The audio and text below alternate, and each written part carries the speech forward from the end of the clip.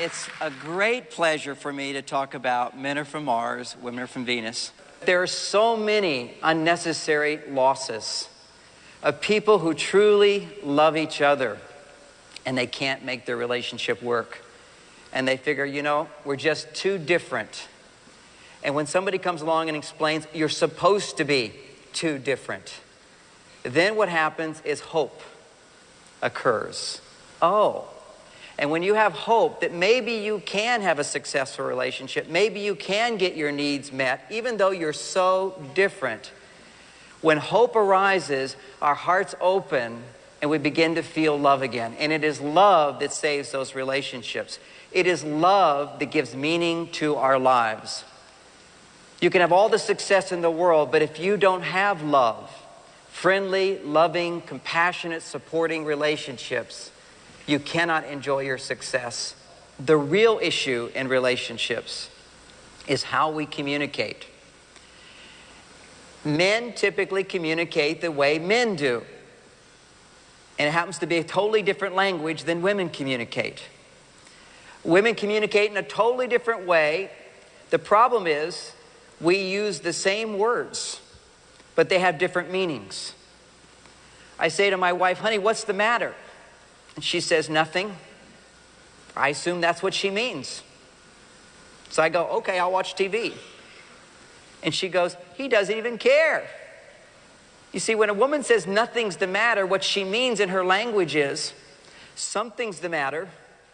And if you care, you'll ask me more questions. And so when he doesn't ask more questions, she thinks he doesn't care. When you ask a man what's wrong, he says nothing. He means nothing's wrong. And then women go, okay, it's my job now to ask him a lot of questions. He gets so annoyed. Why is she asking me all these questions? Women love to communicate. And if they don't love to communicate, and some women don't, it's because they tried communicating and the way in which he communicated back didn't work for her. So she goes, I can't talk to him. He doesn't listen. He doesn't understand. Why bother? I remember one woman saying to me, you know, I don't relate to this Mars-Venus stuff because I don't ever want to talk to my husband. I don't talk about problems like you say women do. I go, really? Well, think about that. Do you talk to some people? Well, yeah, I'm always talking to other people about my problem with my husband. So why does she talk to him? Because he doesn't listen. And what I want couples to know is that communication is what keeps the passion alive in a relationship. The problem is that even if you don't have good communication skills, in the first 3 years of a relationship, there will be passion. There will be attraction. But if you don't have good communication skills, if you don't develop them in that time, the passion will go away. Literally, it's like God gives us free hormones for 3 years. The hormones of passion and attraction.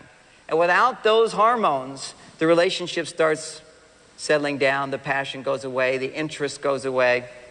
You start finding when you're less interested in your partner that you put less into the relationship. And I'm speaking more a bit about men here. Men tend to lose interest in the relationship.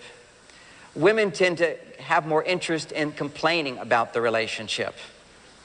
It's amazing, women. You have to watch. Your greatest skill can become your greatest problem.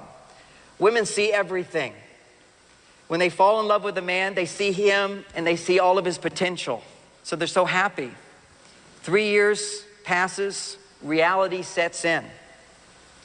And suddenly, she doesn't have the same response to him because in the beginning when she was in love, she really didn't know who he was. She saw all this great potential. Then after he's been late 30 times, she goes, there's nothing going to change this guy. And so her feelings start becoming less and less. But potential's a great thing. It's what gives us hope.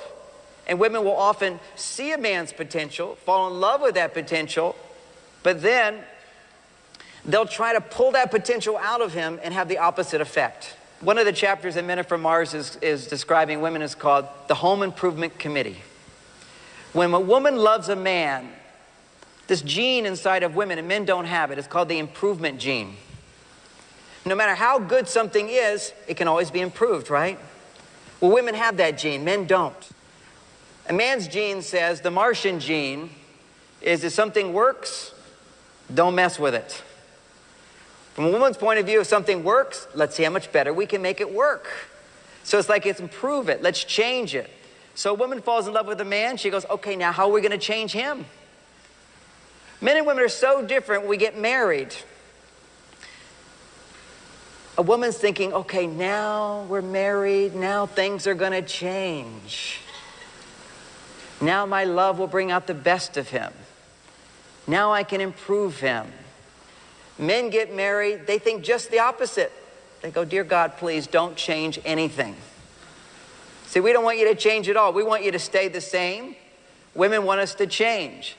The truth is, women, you have a huge power to change a man. Women bring out the best in men, but they're not trained how to not get in their way. The way women try to improve men tends to cause men to not change. So you put that little gene, okay, now I'm going to improve him, and you focus on him, and you form the home improvement committee, and he's the target. And anytime you give a man unsolicited advice, anytime you tell a man to do something or suggest something better that he could do, he'll go the other direction. You just have to know that about men. How many men can relate to that a little bit? You know that? And remember, only half the men are raising their hand. The other's like, I'm afraid to talk about it. Good. We'll have another conversation. Women, we'll have more conversation about that. But how many women feel that irresistible urge to try to improve your partner? Raise your hands. Be proud of it. You're women. That's what you do. And if you're not even aware of it, become aware of it. Because it's one of the biggest sabotaging things you can do in a relationship. Your husband's tie's not right. Let somebody else point it out to him. Unless he says to you, do you think my tie looks good? He's eating a meal and he's ordering a dessert, and you look at him like you're his mother. You know what the doctor said? You shouldn't be eating that. How can he have passion for you that night? How can he feel connected to you? Suddenly you're treating him like a child. And some women say, but he behaves like a child. I say, if you treat him like a child, he'll behave like a child. But women tend to give unsolicited advice. How can I help him? Let me suggest this. Let me suggest this. Let me suggest this. And what you unknowingly do is push away the man you love the most in life. Now, what men do is just almost the same, but with a different twist, almost an opposite twist. Men want to give advice to women, not about so much what you should do, or some of us will do that, but generally what we want to give women advice about is how you should feel. And women, you know how much you hate that. You're upset. He says, oh, you shouldn't be upset. How many women can relate to men doing that to you? Raise your hands. Now, how many, 2 hands, if you hate it, raise your hands. Men don't understand how sensitive women are about this issue. If I'm talking to another guy and he's upset about something, I can easily say, don't worry about it. It's not a big deal. It's tomorrow. They'll go, okay, well, have a drink and watch TV. It's no like big issue. Try saying that to your wife. She won't be your wife for long. She's upset about you, say something, you say, honey, don't worry about it. It's not a big deal. You're making a big deal of it. Just forget it. We'll deal with it tomorrow. And she's going to feel so hurt by that. She feels so angry about that. You're trying to tell her she shouldn't be upset. And when you do that, men, what you should know is the more you try to tell a woman how she should feel, the longer she's going to feel that way that you're trying to change. So don't feel that way. She's going to feel that way. If she's in a bad mood and you tell her she shouldn't be in a bad mood, she's going to stay in a bad mood until you're in a bad mood. Men's feelings are always sensitive about, was he successful in making you happy? Was he successful in making you happy? So I could have a terrible trip. I could have an awful business week. I could be down and out. I could be, on a deadline and I'm exhausted and tired. My wife can completely uplift me, which is, I want to just give this one point, because just give women a sense of how you can support a man. You could go, oh, honey, I'm so sorry. You look so sad and tired. That does nothing for a man. But what she did, and I pointed out to her because it worked so well, she looked at me and she says, wow, I'm so glad I don't have your job. Well, yep, I'm the guy. I'm the guy. I'm the guy. Now, you see, a woman would never think to say that unless she understood Mars and Venus. Because imagine I came home from a trip, my wife was all soaking her fingers in salt water and she was all tired and exhausted and overwhelmed with life and so forth, and I just had a great trip, and I come home, I say, wow, honey, you look really tired and overwhelmed. I sure am glad I don't have your job. I'm in the doghouse. You see how the same phrase has the opposite effect.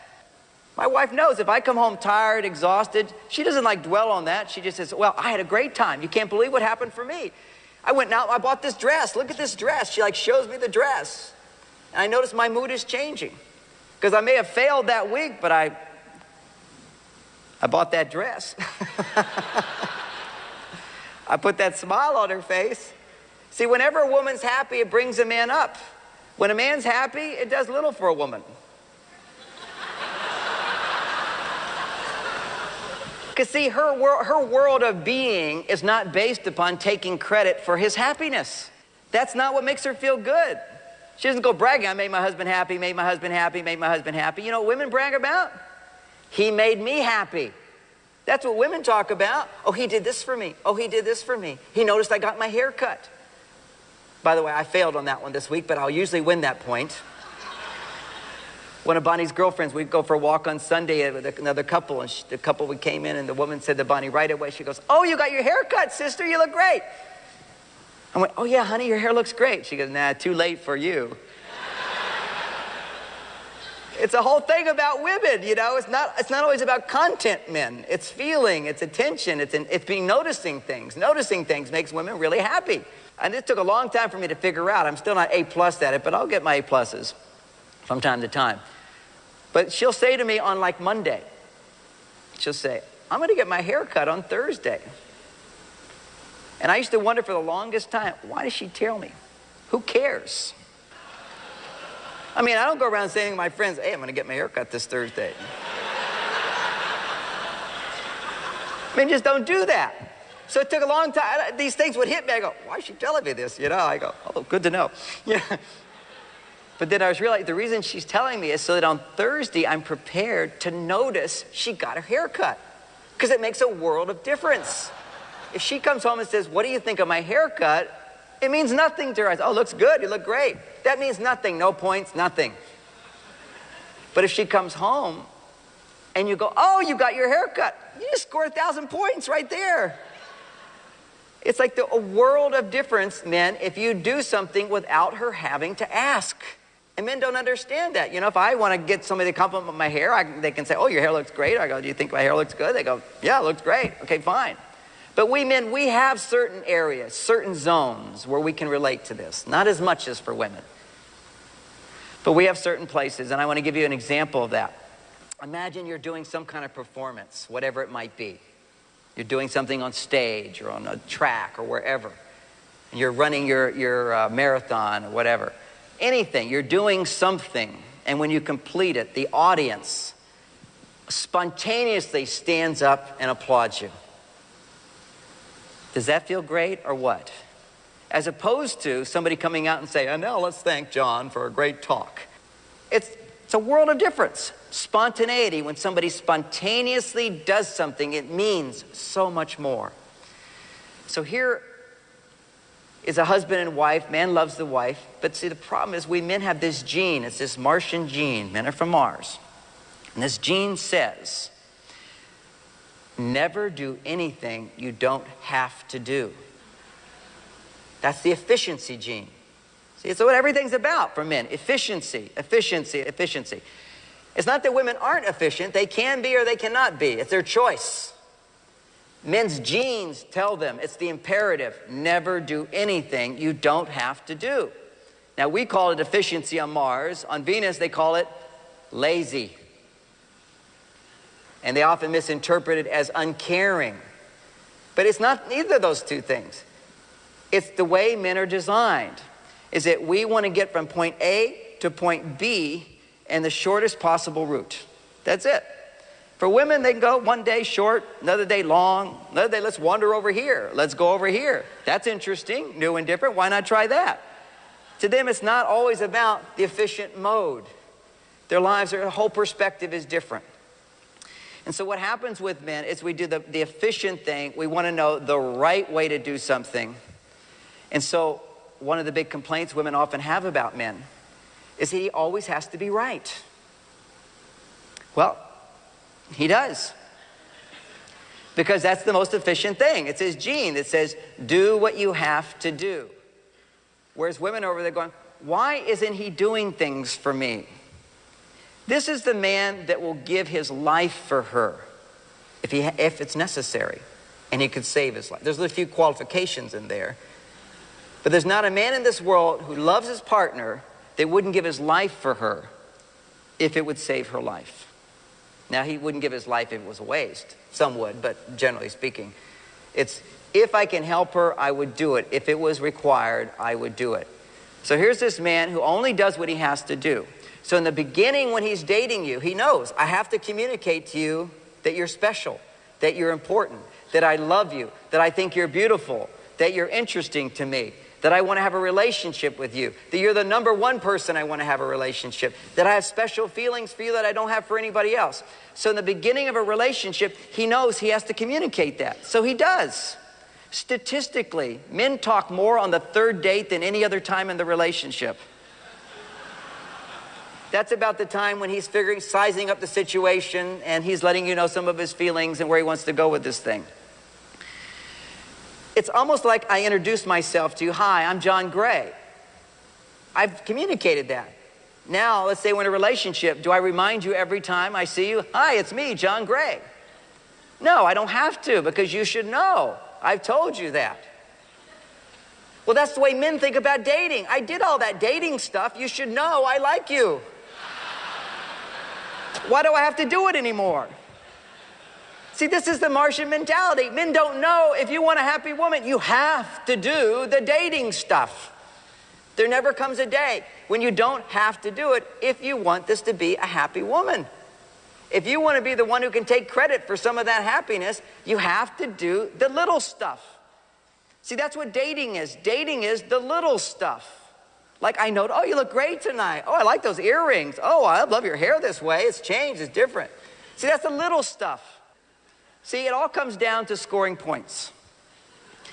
And women score points differently from men. Men, we know how we score points. Men are very conscious of scoring points, by the way. Women are not so conscious of it, but they do it all the time in relationships.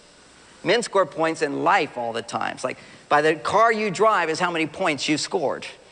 See, men are looking at their income, their job position, and all those things. So if you work for a company, if you make the company a lot of money, you get a big reward, right? That's a lot of points. If you work for a company, you do a job that makes a little money, you get a little points. That's the way men are always thinking. Do big things, get more points. Do little things, get little points. If you sit on the bench, you're a good supporter on the team, but you don't get the glory. You run the touchdown, you get the glory. So men are going, I want to run the touchdown. Big stuff gets big points. That's the way men think. So they assume women think that way. Women don't think that way. They can relate to that. They can relate to everything I say about Mars. But they have got other genes. They got other hormones. Their brains are different. It's a whole different world that women live in. The big stuff is not more important than the little stuff. It's still important, but it's not more important than the little stuff. And if you take away the little stuff, you're losing points every day. And let me explain how that works. It's the Venusian scoring system. On Venus, and I heard this as a little boy. I didn't buy it. My mother said, now remember, it's not the present that counts, it's the thought that counts. The thought that counts, the thought's nothing. I want the actual thing. But on Venus, the thought is just as important as the present. The wrapping is just important as the present. The card is more important than the present. If I just go get the present, I buy an expensive present for my children. I have 3 daughters, wife, female dog, female rabbit, the whole kabang. Venus surrounds me. I bring them a present. I figure I'm getting a great expensive present. That ought to be enough. No. It's the wrapping that they get all excited about. It's the card. Where's the card? Where's the ribbon? Where's the fluff on the ribbon? You got to make the ribbons go like this. All those details. The big talk of town at holiday time at my house is, I wrap the presents. He wrapped the present. You wrapped the present? He wrapped the present. Who wrapped this present? I wrapped the present. It's like nobody's talking about what I bought for them. So what happens is that men give a lot of points for something big and little points for something little. Women give Equal points for every act of love. Big act of love, 1 point. Little act of love, 1 point. Now think about this, guys. This makes good mathematical sense. You can use this to your advantage. That little gene, never do what you don't have to do, can really be happy here. You don't have to do big stuff to make women happy. You can be the conqueror, you can be the king, you can be the hero of the day by doing little stuff. Little stuff does not take a lot of time, energy, or money. Let's talk about flowers. The Martian spirit, what is the big deal with flowers? You bring her flowers in the beginning because you know that's what you have to do to communicate she's special. And then men figure, okay, I did that. Why do it again? So you're married. I made all the mistakes for you guys. I went through the whole transition here so you can get the learning curve accelerated right now. So I figured my wife likes these roses so much, so why don't I buy her a potted plant of roses? Honey, I bought you this potted plant of roses because you like so many roses. She goes, well, that's sweet, honey, but that's not romantic. That doesn't count. I go, what do you mean it doesn't count? See, women don't just want a pot of roses. They want cut roses. Cut roses will die in a week, and then you have to go get them again. Women want to be attended to. They want you to continue thinking about them. They want you to continue doing the little things you used to do. And then men come in, I thought, okay, I'm going to get these silk flowers. Nothing, nada, nothing. See, men just want to be able to do it and say, I did it, now I never have to do it again. And that means you're going to lose forever. What you want to do is find these little things. They're cheap. It's not that expensive to do little things to make her happy. Guy goes, roses are expensive. Yeah, if you get a dozen roses or 2 dozen roses. But guess what? You can get her 2 dozen roses. You know how many points you get? 1. So now let's do the math. Get her 1 rose 24 times over a 6-month period. You get 24 points for the same money. It's the little stuff that counts. Now you have to do the big stuff too. There's really 3 big things you do. And you have to do them every day. That is, you got to go to work. That means you got to do your best as a man to do your best to provide for your wife. She could be a multimillionaire, doesn't need money, but if you don't go out and work and toil for her, she'll lose her attraction for you. So money's not the issue, it's who you are for her. She needs to feel that if I couldn't work, if I lost all my money, that I have a capable man who's there to support me, provide for me. Now I know we live in a world where women are providing just as much as men. Reality. Hormonally, she needs to feel if I didn't work, I have the choice. If something happened, he is capable and willing to do those things for me. So 1, you go to work every day, except for your day off. Okay, you go to work. 2, you come home from work. You don't come home, you're going to lose. If you don't come home, you can call. So if you call, you're okay. So I learn I travel. My travel schedule, sometimes a lot, sometimes less. But when I'm away, I arrive at my hotel. What do I do to get my point? I call. To me, if I didn't understand, I said, why call? I went through this whole thing in the first year of my marriage. It's like she wanted me to call. The more she wanted me to call, I felt like I had to call. Why do I have to call? It's like I'm calling to report to my mother that I'm okay. I was fine. So I started feeling like I didn't want to call. And then to complicate it even more, when I did call, she'd always say towards the end of the call, I love you. And then I'd have to feel like, oh, now I'm supposed to say I love you. Now, of course, I love her, but I didn't feel like saying I love her. So then I felt like I was faking it to say I love you. But I'd say it anyway because I'd get in trouble if I didn't. But because I was faking it when I said it, she could hear that I was faking it, so I got in trouble anyway. So I figured, why bother calling in the first place? I left on a good note, I'll come back on a good note. It's a very complicated thing. What's all this I love you thing about? Well, I love you is a feeling that starts on the right side of your brain. Talking is something that occurs on the left side of your brain. Thinking what you feel is something that occurs on the left side of your brain. Women, what you don't understand about men is we have billions less neural connectors between thinking and feeling. Men have a difficult time thinking a lot and knowing what they feel. to feel and think is a very difficult thing for men. We have to sort of go, okay, I feel, what was I feeling? Let me check out that feeling. Well, it's changed now. Let me come back over here. Then once we figure out what we're feeling, we have to stop feeling on the left side of our brain, go up to the other part of our brain, right up in the front part, and talk. So we have to like figure out what we think about what we feel, then we talk about it, and it doesn't have a lot of feeling by that point.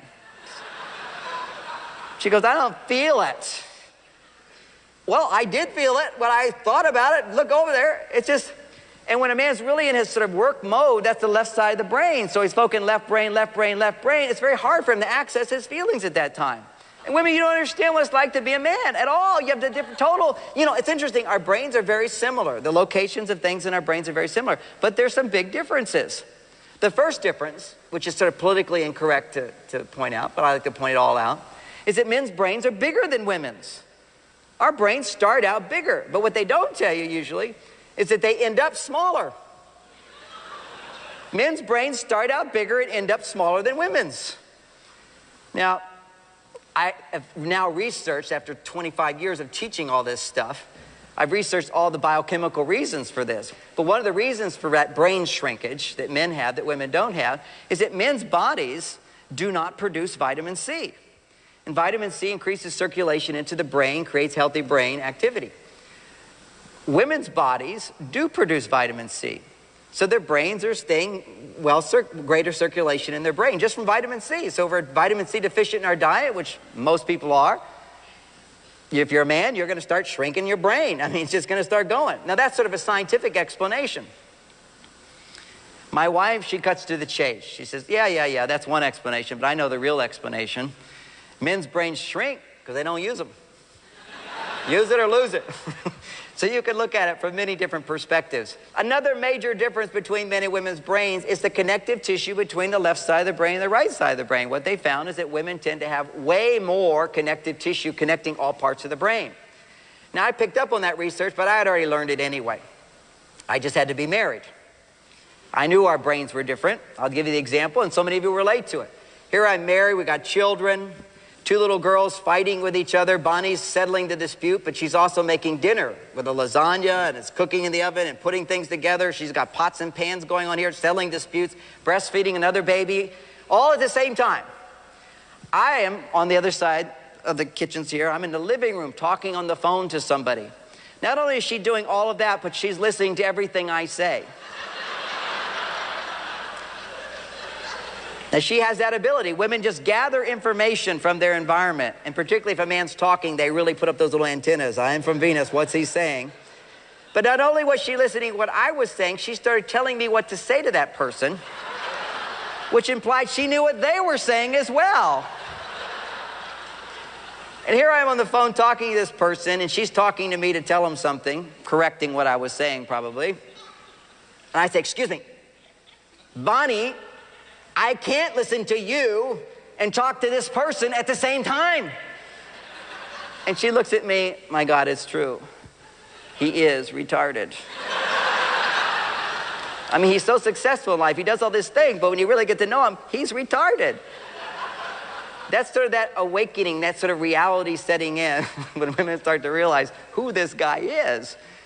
And all of it also has so much to do with just the fact that we are different. And there's nothing wrong with those differences when we learn to work with them. But if we don't understand them, it really is frustrating, and we can easily take it the wrong way. We can easily feel hurt. And of course, once we feel hurt, then we hold back. And once we start holding back, that's when relationships start going downhill. We feel like, I'm not getting my due, so I'm going to stop giving. And we hold back. And the love goes away, and the magic of relationship can't occur without that love. And just as information changes relationships. Why? Because people realize when you're done with this talk, this short talk, you'll realize, oh my gosh, that's why that happened, that's why that happened, that's why that happened, that's why she reacts that way, that's why he reacts that way, that's why and how do I contribute to that? You suddenly feel the power again of realizing, how am I creating these problems in the relationship? Because it always looks like they're creating the problems. It would be so easy. From a man's point of view, men are easy. We're just like Fords. The old Ford engine, anybody could figure it out. Now you got all this complicated stuff. That's women. Women are complicated. Men know women are complicated. Women know women are complicated. But men are not complicated. We're very simple creatures. Feed us. And ask us what you want. Just tell me what you want. You see, why do women not tell us what they want? One is they're not taught to do it, and that's what part of my message is, teaching women how to ask, when to ask, the ways that work. But two is, why don't they ask? Because it feels so much better if they don't ask. Remember we went through that whole thing, if you just do it.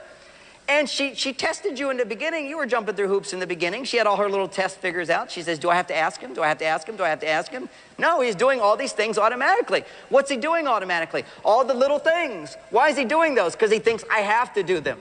But now that we're married, I don't have to do them. So he stops doing them. And now she's pissed off. She refuses. Why do I have to ask for it? I never had to ask for it before. So this point system, you get a point for going to work, a point for coming home or calling home, and you get a point for the gold. That's the golden point for being monogamous. Those are the 3 points that get you into the real scoring system. Once you do those 3 things, then you get a point for anything you do for her. Even thinking of doing something for her. I mean, you can get so many points in the first 20 minutes when you get home. First thing I do, and I come into the house, and I got babies and kids, and my children just so excited to have me come home. I could never figure it out. They just jumping up, so happy. It was just change, you know, something new. So our dads arrived home. They're just elated to see me, and they're jumping up and down. They're coming, and they, of course, all this love and attention, I'm going to put my attention back to them, these little beings I adore. But I learned I was losing points big time. So I learned, children come to me. First thing, my kids are all like trained. When I come home, they say, Mom's here, Mom's over there, Mom's not home yet. Whatever it is, because they know my first question is going to be, where's Mom? Where's Bonnie? It's just going to be right there. And of course, she hears me doing that, making her number one. I get a point. Right there, finding her. See, men would never think of this stuff, whether you have kids or not. When you're before the kids stage, this is what happens to men. Once they have the relationship, these sort of childhood games come up, and they're natural games. They're playful games. Women play them, men play them, but the rules are different. That game is called hide and seek. See, if she happens to be home first and he's driving up, she hears him coming up. What does she do? She goes to a different part of the house. She's hiding. He arrives home. She wants to see, does he still find me? Is he still interested in seeking me out? Is he wanting to find me? Or does he even care whether I'm alive anymore?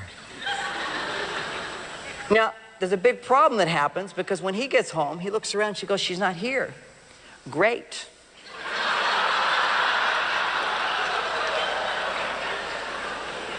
I can go hide. So he goes off to hide in his study, watches TV, which is hiding in there, do something on his own.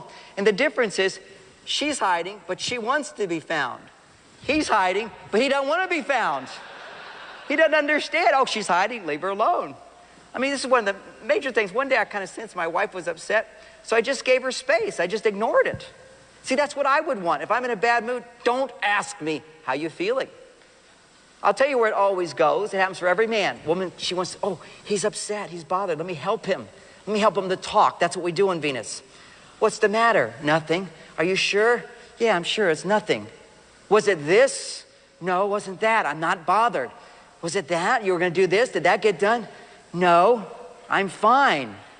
I can sense you're getting angry. No, I'm not angry. Yes, you're getting angry at me. Are you angry with me? Is that what's causing it? I said, I wasn't angry with you, but now I am angry with you. And he was just cooling off. How do men and women cope with stress differently? One of the biggest reasons for problems in relationships, not because we cope differently, but because we don't understand how we cope differently. That's the whole key, is we just don't understand what we're dealing with. And we don't understand it, we tend to misinterpret it. So how do men and women cope with stress differently? To sum it up very simply, men cope with stress by solving problems. If I'm stressed, okay, what can I do about it? Let me find something I can do and let me do something about it. The most depressing thing for a man is to think there's nothing I can do to solve this problem. That's why men are always trying to solve problems. And they feel best when they're solving problems. So let's say I'm at work and there's all these problems, but today there's problems you can't solve in one day. There's mortgages and bank loans and things that you have to do. I'm going to wait 6 months for. Maybe tomorrow you got a real estate deal. Is it going to happen? Is it not? So at the end of the day, there's nothing I can do to solve this problem. So what do men become experts at? How do you solve a problem that you can't solve? We've been doing it for time, since the beginning of time. We've got this gene that allows us to do it. If you can't solve a problem, no problem. Forget it. And Plato explained it. He said, because he's a very serious philosopher type, he said that life is a serious endeavor, but there's utility and seriousness in being frivolous. And so one has to have frivolous behaviors as well, because they put you on the right side of the brain. So if you go to the right side of the brain and you're a man, the left side of your brain goes to sleep, has a nice rest. If you're on the left side of your brain, it just gets worn out. But see, women can't leave the left side of the brain. They're always thinking, and they're always feeling, and they're always planning to talk or remembering to talk or whatever. The whole brain is functioning for women in a different way for a man. Now, we can feel sorry for women, we can feel sorry for men, or we can go, how can we support each other? First of all, let me explain what women do to cope with stress. She often wants to talk about it. She wants to talk about all the problems that happen today. Now, why would she ever want to do that? From a man's point of view, if there's problems and you can't do anything about it, forget it. And that, by the way, is another communication skill, men, you just have to practice, which is if a woman's talking about a problem, remember not to say these words. Don't worry about it. It's not a big deal. Just forget it. Here's something that I tried once. After a stressful day for my wife, I said, honey, don't worry about it. Let's just have sex. Only once, didn't work. She'll talk about some problems, and he'll say, just quit that job. Find another job. It's your choice. Do something else. Does she feel like you're even interested in what she had to say? No. Does she feel like you really care about her? No. And the truth is, man, is she really asking for your advice at that time? I mean, men are actually, on a subconscious level, this is where we're coming from. We give, honey, just quit that job.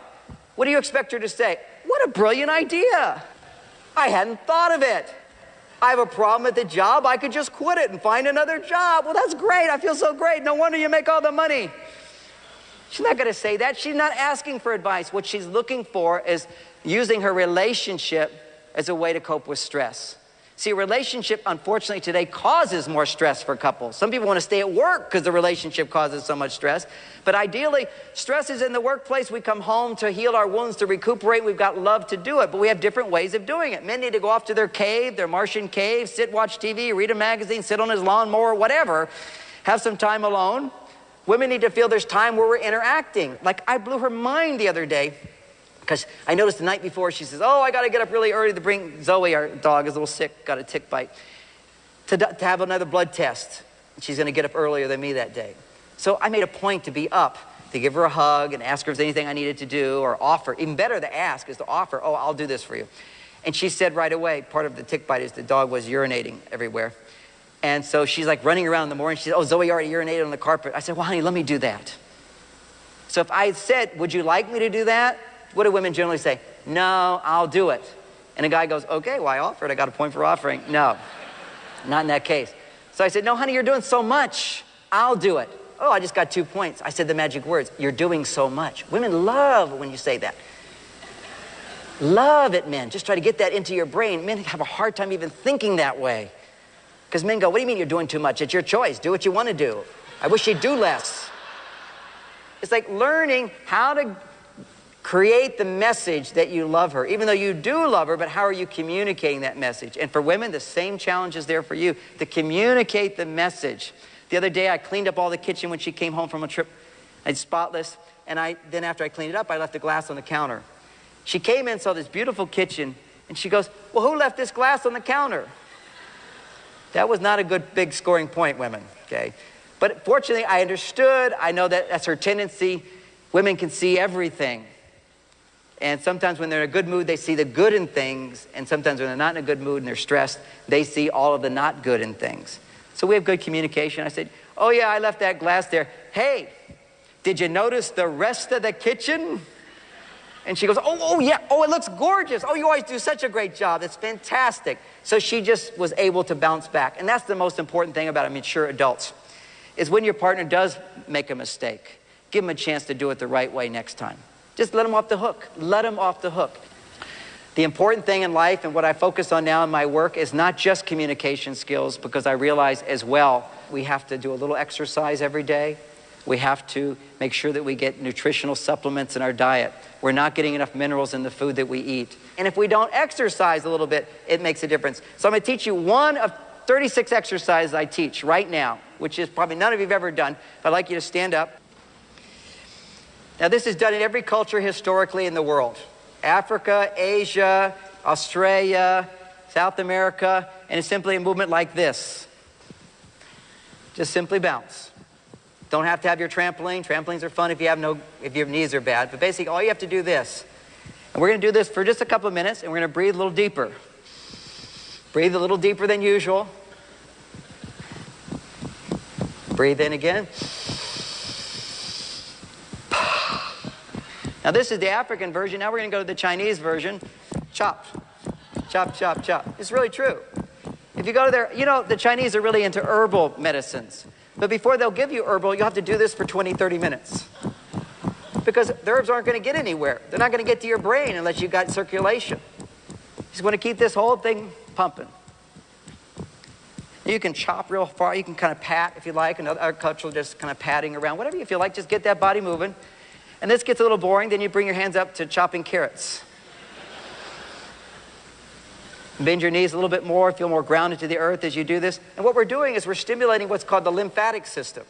The lymphatic system starts cleansing the cells. And when the cells start to be cleansed, the liver doesn't have to do it. And the liver starts producing enzymes.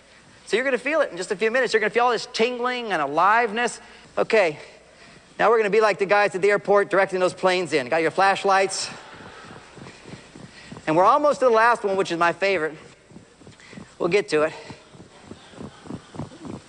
What this does is it brings energy, circulation to all parts of your body. Did you know the occupation of men that lives longest of any? Conductors. Why? They put their hands over their shoulders all the time. This, just putting your hands above your shoulders and moving them increases circulation to the brain. Better than vitamin C even. A little vitamin C in, this will work really great. Then, my favorite is the rock concert. I go to the rock concerts, and of course all the kids are doing this. I can outdo them all. 52 years old, and they're all worn out. I'm going all evening. Because when you do this and you're in shape, you're burning fat. And when you burn fat, you never get tired. So you can't get tired. If you do exercise and you're tired afterwards, that means you were burning sugar. But when your body's burning fat, you never get tired, and you don't get upset at your partner. You're so forgiving and loving and happy. So do these exercises every day. It just takes 5 minutes with your partner. Now, feel your body. That's right. Say, wow. Isn't that amazing? That's aliveness. Very simple. That's fat burning. That's your liver producing enzymes. That's making your brain feel really good. So have a seat for a moment. Every morning, I know how important it is to do a little exercise to get that blood into my brain to produce the chemicals. If I don't have those chemicals in my brain, I can't be as caring, considerate, compassionate, energetic, smart, and creative as I could be otherwise. It's just fact. It's reality, particularly over 40 years old. You've got to get that circulation going. You've got to have some good nutrients in the morning. Make sure you get some good protein in the morning, some good omega-3 in the morning, some mineral supplements in the morning. And throughout the day, you score your points with your partner. If you don't have a partner, you score points with somebody. You be a friend to somebody. You don't have friends, be a good friend, and you'll have as many as you want. You need to be interacting in a place where you're giving of yourself and you're getting acknowledgement back. But I know the fundamental basis of it all is my feeling good about myself and feeling good about my life and what I do. And when I wake up some mornings, I don't. And I just sit there and I stand and I do this. And I do some other exercises to get the circulation going and get the nutrients in my body, and I'm back. And I motivate myself, and I say to myself, John, what are you here for in this world? You love your children. You love your wife. You love the world. You love the people that you help. If you do this, you will be better at doing that. And I know that as a fact.